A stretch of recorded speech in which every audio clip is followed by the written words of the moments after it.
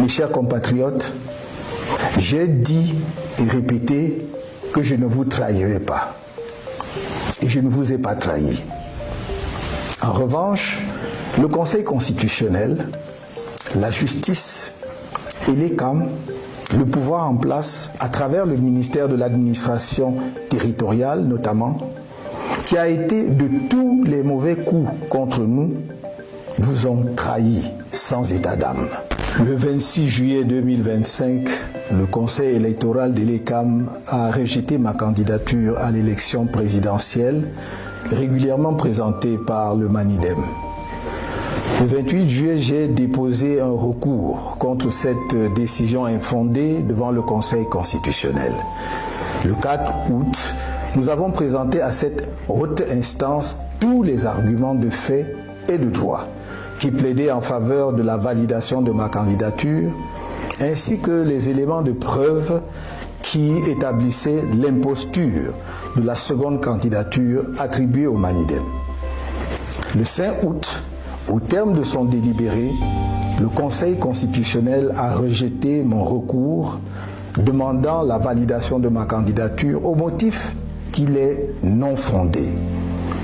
La décision de m'écarter de l'élection présidentielle de 2025 a été prise de longue date par le régime RDPC.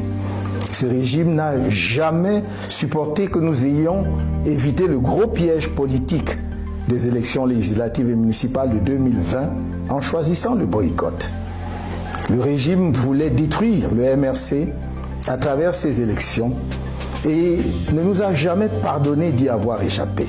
Dès lors, la campagne de diabolisation du MRC et de son président national était lancée et la décision d'empêcher ce dernier, par tous les moyens, de prendre part à l'élection présidentielle de 2025 était prise. C'est dans cet esprit que les élections législatives et municipales prévues en février 2025 ont été reportées à mars 2026 afin d'empêcher le MRC d'avoir des élus et de pouvoir présenter son candidat à l'élection présidentielle d'octobre prochain. Le régime RDPC a organisé pendant plusieurs mois de faux débats sur la nullité du mandat impératif pour montrer malgré cela que le MRC ne pourra pas présenter de candidat sous sa bannière et que s'il tentait de le faire, celle-ci serait rejetée et le pouvoir veillerait à ce qu'il n'y ait pas la moindre protestation. Bien plus, on nous a indiqué la seule voie qui s'offrait à nous.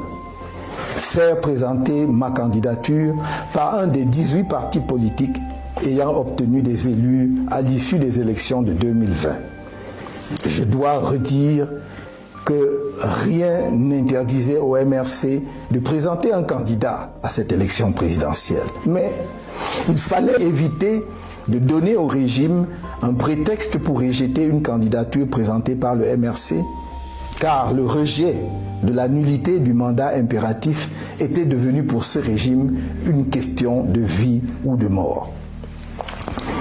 La présentation inattendue de ma candidature sous la bannière du Manidem fut un choc à peine voilé pour le pouvoir de Yaoundé.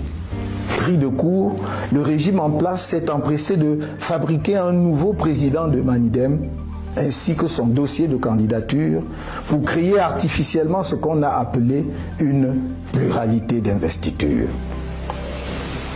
Camerounaises, Camerounais, mes chers compatriotes, j'adresse mes remerciements chaleureux à tous ceux nombreux qui m'ont manifesté sans relâche leur soutien patriotique et démocratique durant cet épisode qui vient de se dénouer devant le Conseil constitutionnel le mardi 5 août 2025. Camerounaises, Camerounais, mes chers compatriotes, je suis debout et resterai à vos côtés.